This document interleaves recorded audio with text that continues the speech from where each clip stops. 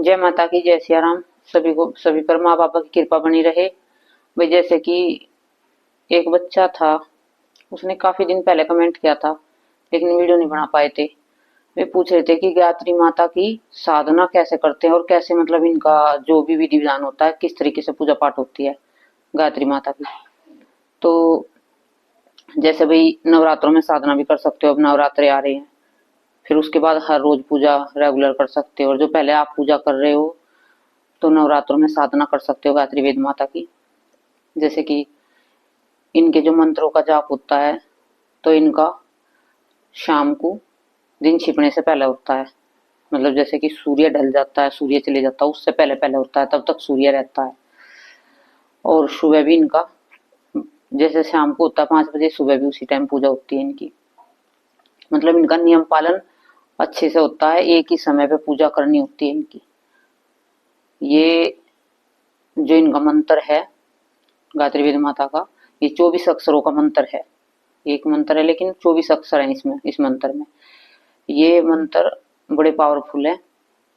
इसको, इस मंत्र को जपने से हमारे जैसे भी किसी के पित्तर मलिन है, उससे पित्तर भी साफ होते हैं, और किसी के घर में नेगेटिविटी है, वो नेगेटिविटी भी दूर होती है, और भोले बाबा की भी कृपा होती है, क्योंकि गायत्री वेद माता भोले बाबा से ही प्रकट हुई थी।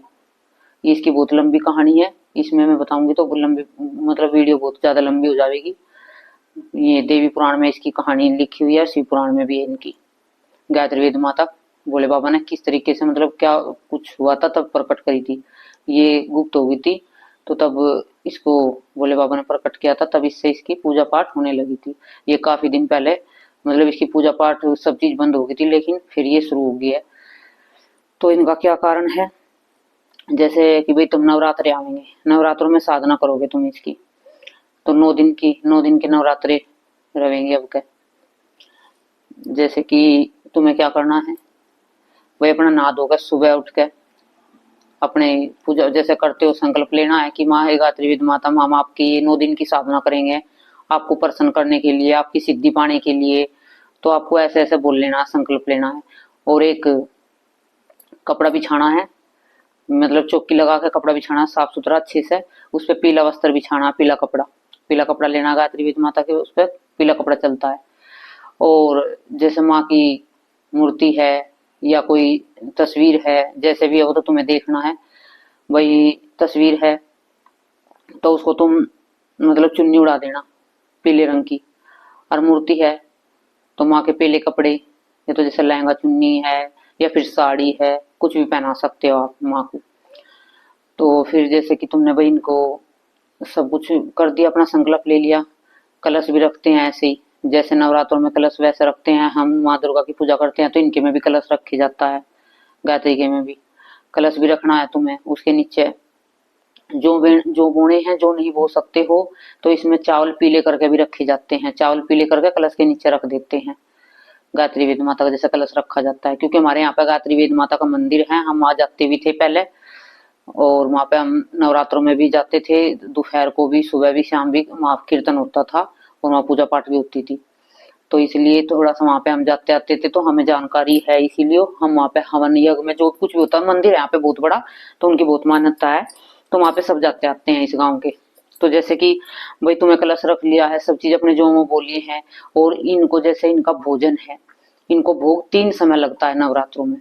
वैसे तो नवरात्रों में हरि शक्ति को, दुर्गा माँ को भी 3-3 टाइम, 4-4 टाइम भोग लगते हैं, लेकिन इनका तो जरूरी खासकर 3 टाइम भोजन होता है गायत्री वेद माता का। जैसे सुबह तुमने भोग लगा दिया है, या तुम फलहार का भोग लगा सकते हो, या कुछ भी बनाओ तुम्हारी श्रद्धा है, जैसे मीठे में कुछ बना सकते हो, खीर बना सकते हो, तो माँ का ये सुबह तुम भोग लगा सकते हो। दोपहर को जैसे तुम खाना बना रहे हो, कुछ भी रोटी सब्जी का भी भोग लगा सकते हो, जैसे भी तुम नवरात्रों में बना रहे हो सिंपल, बिना हींग बिना लहसुन प्याज की सब्जी बना के और रोटी बना के दोपहर को उसका भोग लगा सकते हो।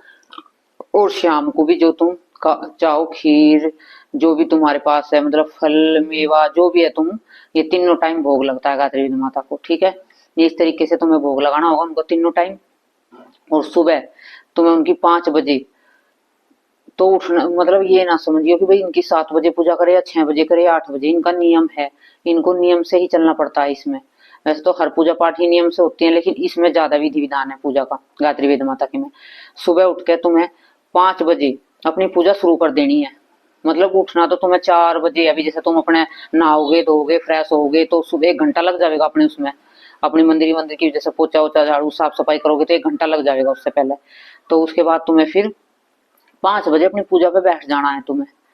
ठीक है, अपनी गायत्री वेद माता की जो भी है, 1 सेकंड रुको, मैं तुम्हें एक बार दिखाती हूँ कुछ थोड़ा सा। देखो जैसे ये गायत्री की है, ये मेरे पास छोटे वाली है, मंदिर से मुझे मैं लेके आई थी सब। ये थोड़ी सी इसके जो बाहर का कवर है वो हट चुका है। ये पहले तो तुम्हें जैसे भी गायत्री चालीसा कर सकते हो अपना।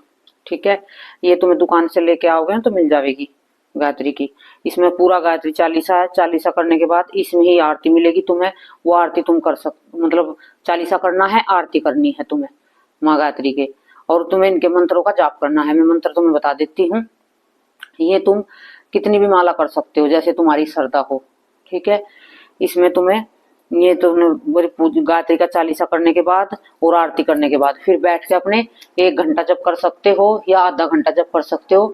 जितनी तुम्हारे में सामर्थ्य हो, जितनी तुम्हारी श्रद्धा हो, इतना तुम जप कर सकते हो।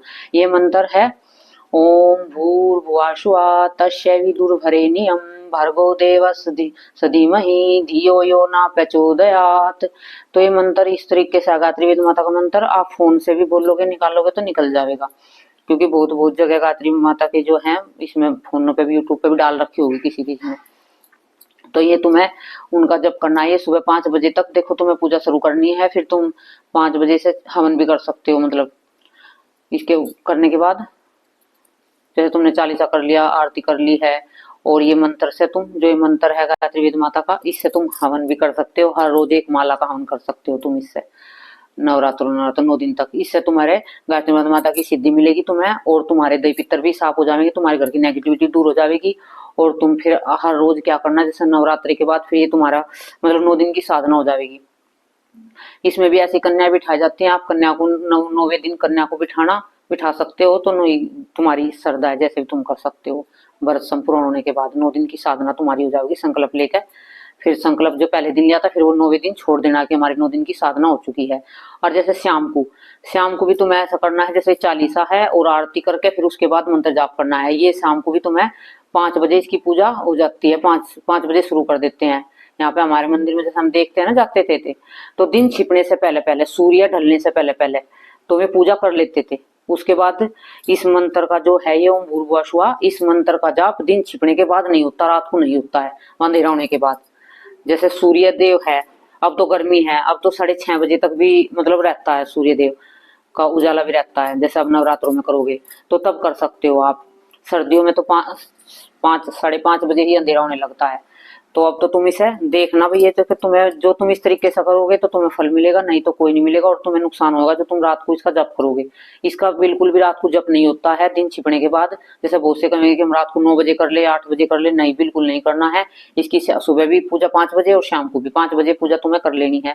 ठीक है, उसके बाद और भाई जैसे तुम्हें अपने कन्या वन्या जिमाओ तो जिमा सकते हो, अपनी कन्या बिठा सकते हो 9वें दिन, और अपने हवन करना, अच्छे से ये मंत्र जाप करना।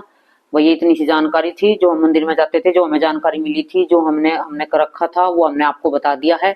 और जैसे भी अब आपको अच्छा लगे भी ऐसे कर लेना। जय माता की, जय श्री राम।